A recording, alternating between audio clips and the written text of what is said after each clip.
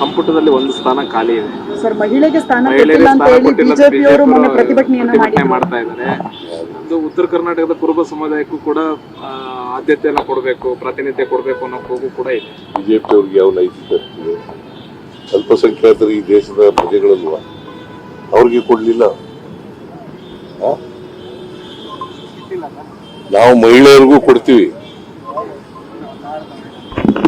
ಮಹಿಳೆಯರಿಗೆ ಕೊಡ್ತೀವಿ ಅಂತ ಮಾತಿನಿಂದ ನಾನು ಬಹುಶಃ ನಾನು ಹೈಕಮಾಂಡ್ನವ್ರಿಗೂ ಹೇಳಿದ್ದೀನಿ, ಮಹಿಳೆಯರಿಗೆ ಕೊಡಬೇಕು.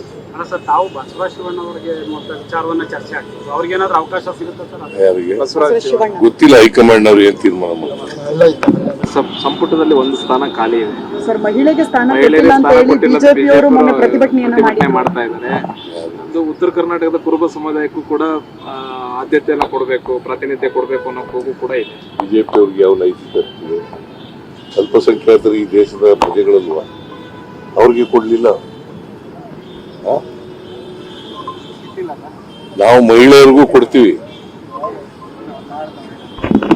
ಮಹಿಳೆಯರಿಗೆ ಕೊಡ್ತೀವಿ ಅಂತ ಮಾತಿನಿಂದ ನಾನು ಬಹುಶಃ ನಾನು ಹೈಕಮಾಂಡ್ನವ್ರಿಗೂ ಹೇಳಿದ್ದೀನಿ, ಮಹಿಳೆಯರಿಗೆ ಕೊಡಬೇಕು.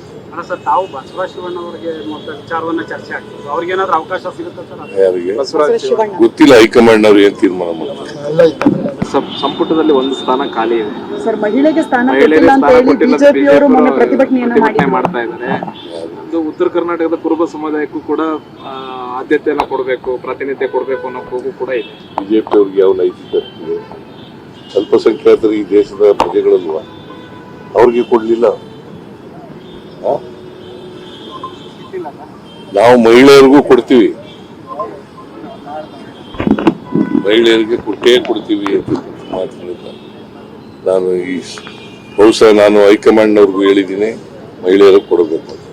ತಾವು ಬಸವರಾಜ ಶಿವಣ್ಣ ಅವರಿಗೆ ವಿಚಾರವನ್ನ ಚರ್ಚೆ ಆಗ್ತದೆ, ಅವ್ರಿಗೆ ಏನಾದ್ರು ಅವಕಾಶ ಸಿಗುತ್ತೆ ಸರ್? ಯಾರಿಗೆ ಗೊತ್ತಿಲ್ಲ, ಹೈಕಮಾಂಡ್